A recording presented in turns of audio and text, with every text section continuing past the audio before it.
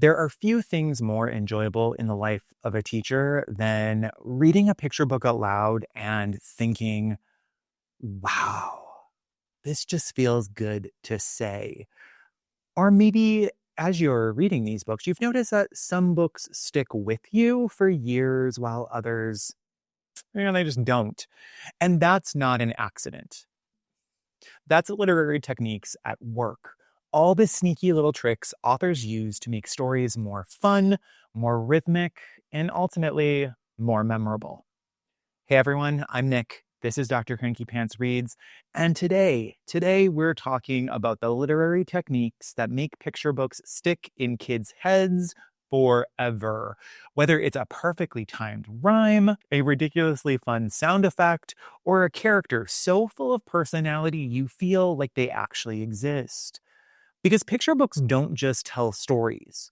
They play with language in ways that make them more engaging, more interactive, and sometimes really just fun to say out loud. Let's break it down.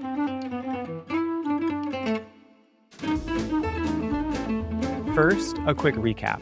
Last time we talked about literary elements, the essential building blocks of picture books. Things like plot, what happens and why we care, setting, where and when the story takes place, characters, who's causing that chaos, theme, what the story is really about, and mood, the book's overall vibe. Now, these elements give the story structures, but literary techniques, they are the fun stuff. The tricks and devices that make the language itself work harder, sound better, and feel more exciting to read. If literary elements are the cake, then literary techniques are the frosting, sprinkles, and that weird edible glitter that doesn't quite taste good, but it looks great.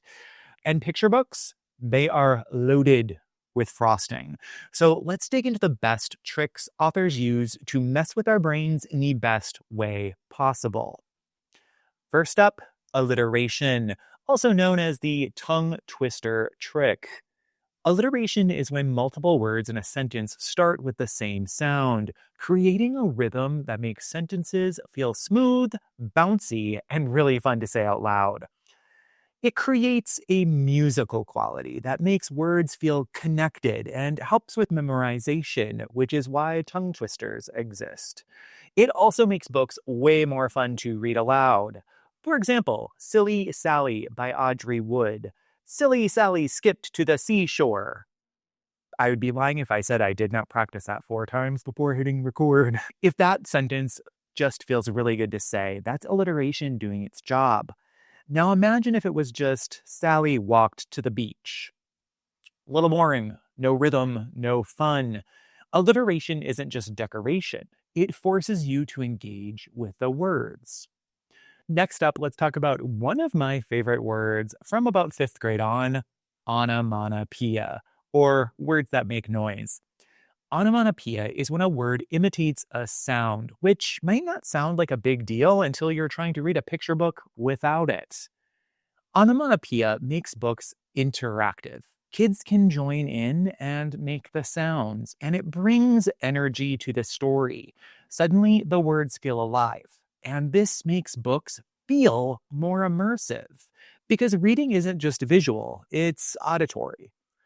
Let's look at Click, Clack, Moo, Cows That Type by Doreen Cronin. Click, clack, moo. Click, clack, moo. Clickety, clack, moo. It's hard to imagine this book without the sound effects. Just a bunch of silent cows passive-aggressively typing.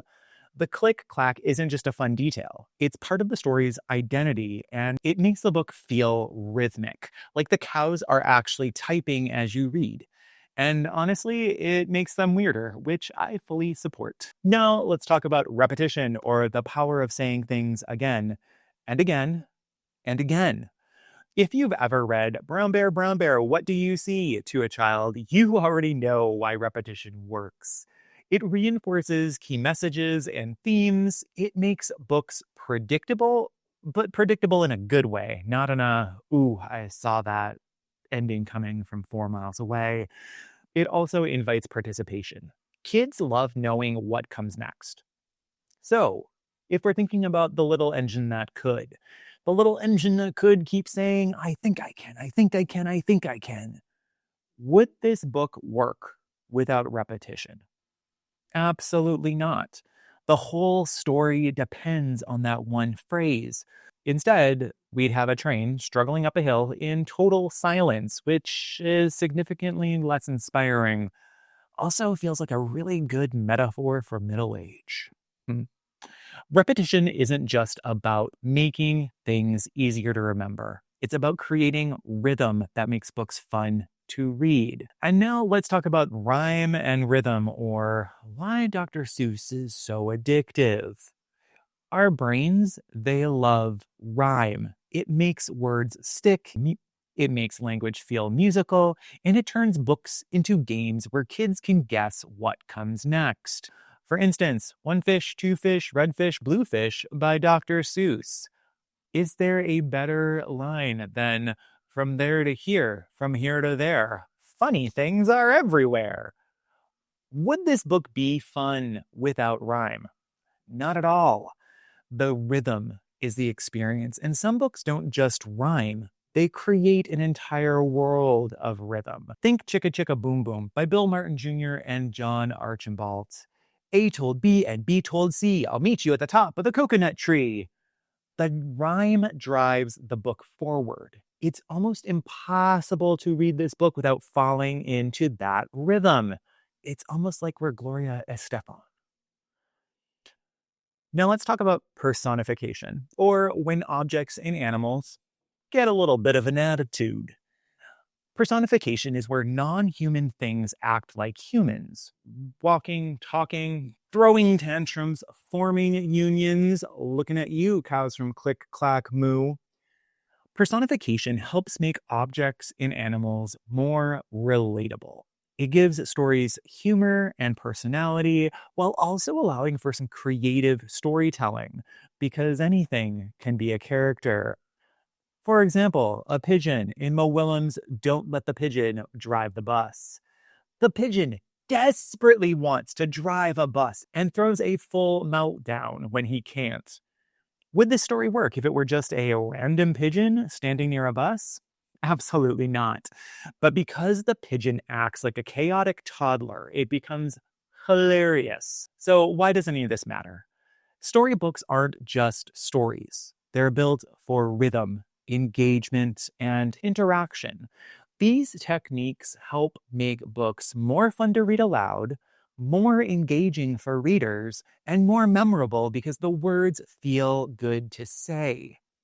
And if you're reading picture books with kids, you should encourage them to join in on repeated phrases, point out fun language tricks, like what sounds good together, and ask them how certain words make them feel. So let's talk. What's a picture book that perfectly uses literary techniques? And do you have a favorite rhyme-heavy, sound-filled, or character-driven book? Drop it in the comments and let's talk about it. With that, I'll see you in the next one.